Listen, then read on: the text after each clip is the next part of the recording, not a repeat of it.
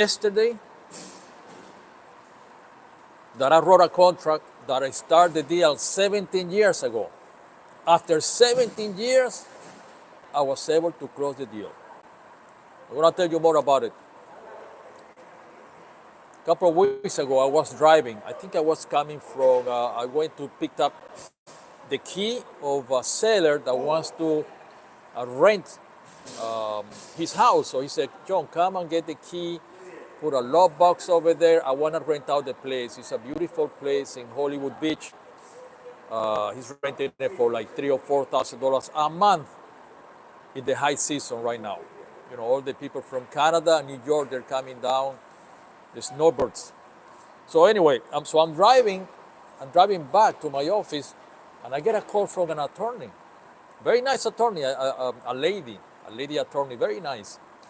Said, you know, John, I have a customer here.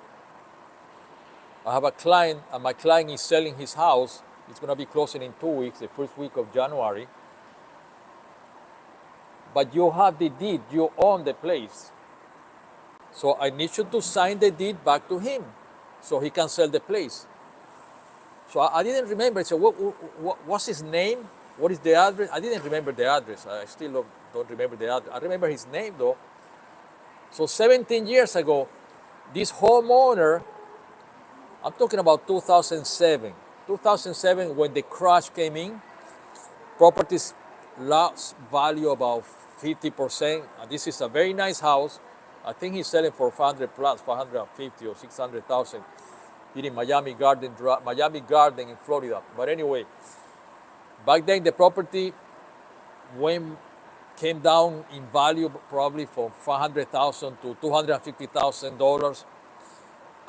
The owner, whatever happened, lost his job. I don't remember the details. That was 17 years ago. So he came to us. He said, you know, John, I have a house in foreclosure, and I need $20,000 to catch up on the payments. You know, I have a mortgage, a first mortgage, and I have $20,000 to catch up on the payments, and I'm gonna make payments to you until everything bounces back, or I can sell it. I need some time to sell it. So, of course, everything was really bad back then. Everything was losing value, and be on a second mortgage, it wasn't a good idea. But anyway, we thought, okay, we can take over the property. We can do a subject to take over the property, and maybe we can rent it out. If something, if the owner doesn't pay us, we take it over and we rent it. But anyway, so we put up $20,000 as a second mortgage on the house, and we did it in such a way. We used a very powerful tool called a real estate loan trust. Real estate loan trust. You're not familiar with it. You gotta know what is a real estate loan trust. It's a device. It's a document that you use to take over property subject to the mortgage. You take over the mortgage, the good things and the bad things about the mortgage. So we did a loan trust. The trustee of the trust was my company and my partner's company. So we did a loan trust. We gave the guy $20,000 plus our profit. We were supposed to make some money out of it. He was supposed to make monthly payments, and then some. And he made payments. He made payments for 2, 3, 4 months. I don't remember. And then all of a sudden the crash came in. And we lost a lot of houses. Everybody lost houses. You remember 2007, 2008. Everything went down south. Equities went down. Second mortgage, even though you own the place, went down. You lost. So many people filed for bankruptcy. And I think he was able to hold into the house for 17 years. The owner, I think he was able to hold into the house for 17 years because he filed for bankruptcy, for BK, and then I don't know what happened, but he managed to keep the house for 17 years. And we forgot about it. We thought that that money was lost. We were focusing on so many things in 2007, 2008, 2009, 10. It's been 17 years. This happened in 2007. So all of a sudden, a couple of weeks ago, I get a call from an attorney that I need to sign the deed to this owner because he's selling the house. I said, oh my God, that house is still on the market? I mean, this house, I thought it went in foreclosure. So of course, I'm gonna look for the trust. No way to find the trust. It's been 17 years. I speak to the title company that did the closing. No way to find the trust because, you know, after X amount of years, the title companies, they throw away the files. So, and the other thing that we have to manage is that, so we have to prepare a trust. We have to prepare another trust. This is the way that we handled the closing yesterday. The attorney prepared, in the title, the attorney did the title search, so they need to fix up the title work. There were a couple of things that need to be fixed to be able to sell the house, to, you know, to be with a clear title and marketable title. So we needed to prepare a new trust. And we asked the attorney, okay, listen, tell the seller we're going to assign the deed back to him as long as he gives us X amount of money. I'm not going to disclose how much money we got yesterday, but we own the place. He doesn't own the place anymore. He default on the payments. He default on the trust. But out of good heart, we're going to give him his house back, but we need our money back. Okay, no problem. He agreed with it. So everything was fine. We prepared a new trust. We assigned the deed of trustee, which is the one that owns the house, the trustee or the trust on the house. So we assigned the deed of trustee back to him for X amount of money. And then the house sold, and they were the money to us. So we closed a deal yesterday. Anybody else wouldn't do that. Anybody else will say, well, you know what? I want half of the profit of the house sale because the owner made some money yesterday because the house was, you know, it got a lot of equity in the last 8 years. It went down until 2015, and now it keep pick up. You know, houses in the last 5 years double in value, so he makes some money. I mean, he had a big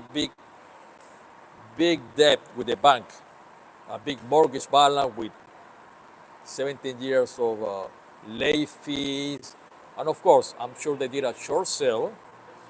The bank approved the short sale, so he sold the house. I saw it in the MLS with a realtor, and he made pretty good money. So anybody else will say, you know what? We want at least half of the profit when the house sells because we own the house. You don't own the house anymore. You default on the payments. You default on the trust. You default on the all the agreements on the trust. So if you want the house back or you want to sell the house, we want half of the profit. The idea of helping people, like we tried to help in 2007, was to really help him. Of course, we're going to make money out of helping people. But it wasn't really about stealing his house or stealing his equity. It was about helping them, putting some of our money to work, and we make some profit. Anybody else will steal the house and steal the, I don't know. So you have to be very careful when you go into this business of real estate investing. I always tell people, it's about helping people. It's about putting people in front of you, and with your knowledge, your experience, your expertise, or your money, be able to help these people to solve a situation, a house hardship that they have, or maybe they're in foreclosure, or maybe they're not able to sell it. And then you use your marketing strategy, your targeting marketing to sell the house for them, or if they're in foreclosure, to be able to remove the foreclosure so they can gain some time to sell it. So I feel good because after 17 years, we got some money back. And we didn't steal the house. We did not steal the house. We could take over the house. We could sell it ourselves, make a lot of money ourselves. But that's his house. We took over the deed to help him out, to secure our money. If we didn't take the deed, we would lose the money that we lend him. But we understand people have a hardship. So that was the video today. Finally I closed a subject to deal that I started 17 years ago. Remember, this channel is about putting deals together, making offers. I haven't made an offer yet today. I'm gonna go back to my office and I'm gonna make an offer. One offer that day is gonna help you to keep your bills away. So keep making offers. Comment below if you close any deals. Actually I closed yesterday. I think yesterday was the 7th. The 7th. It's very cold in here. I'm in Florida. I'm in Miami area. It's sunny out and it's about 50 degrees. Everybody, I don't even have my jacket, but it's very cold in here in the hotel. But anyway, did you close any deals the first week of January? Let me know. Let me know your comments below. Are you familiar with a land trust, real estate land trust? A very good contract device that you're gonna need to take over properties, to take over mortgages that they are in default as long as the owner allow it.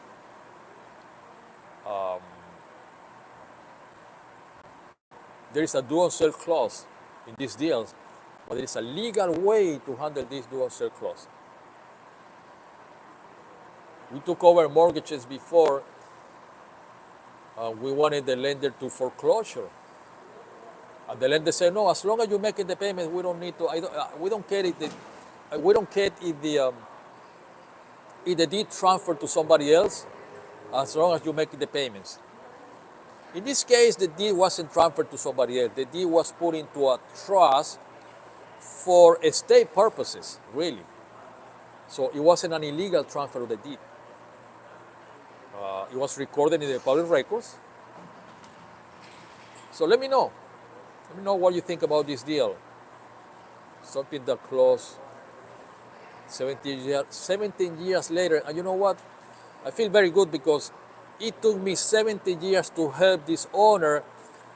He didn't lose the house. A good family man, a professional man, a professional gentleman. We didn't steal his house. We didn't steal his equity. And we helped him. 17 years helping him. And at the end of the day, we proved right that we're in this business to make money, to help people, and to make money helping people, but not to be doing illegal things or taking advantage of people or abusing people's hardships or using people's hardship to steal their money, their equity, their future, their house, their hard life working. And this is one of the things that I speak to my associates. Always be fair. Help people, but be fair. People go through hardships. We don't need to take advantage of people because at the end of the day, karma is going to get back to you. You think if we didn't do something right with this owner, 17 years later, he was going to come and say, "You know what, John, here's the money, give me the deed, I'm going to sell the house. It's been 17 years, I'm sorry, I missed the payment. I stopped making payments because so many things happen in his family that I don't want to talk about. It's a private thing." I believe in karma. I believe in this business karma. I believe in prosperity as long as you're prepared to receive prosperity. As long as your subconscious mind is prepared to receive prosperity, because sometimes the subconscious mind has so many blockages. And those blockages come because you know you're doing something wrong. You have a bad feeling about you're doing something wrong. You're hurting people. So I feel good. I was thinking last night, I feel good that we help somebody Me and my associate and I, rest in peace, we miss you a lot. We did something right, and 17 years later, he came back to us, and we got paid. And this is the difference between doing an honest business or be a crook.